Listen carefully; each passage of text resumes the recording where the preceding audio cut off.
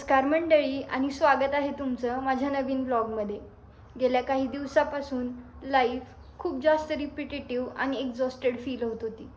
Honestly स्वतःसाठी वेळच नव्हता मिळत, पण आज सकाळी ठरवलं काहीही झालं तरी स्वतःसाठी वेळ काढायचा।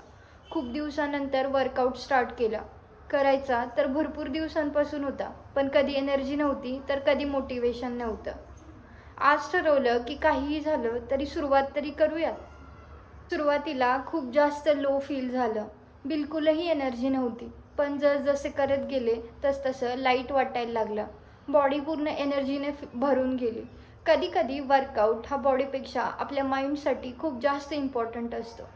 वर्कआउट झाल्यानंतर मी ओट्स खाल्ले आणि भेंडीची भाजी व चपाती बनवायला घेतली।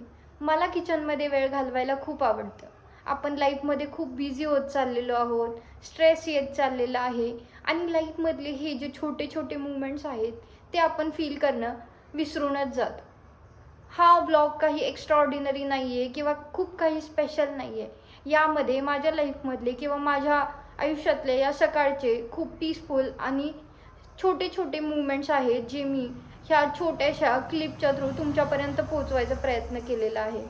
तर आय होप तुम्हाला ते आवडलं असेल, आणि आवडलं असेल तर कॉमेंट करा आणि इथून पुढे मी नक्कीच असे ब्लॉग तुमच्यासोबत शेअर करत राहील। तर भेटूयात आपण लवकरच एका नवीन ब्लॉगमध्ये।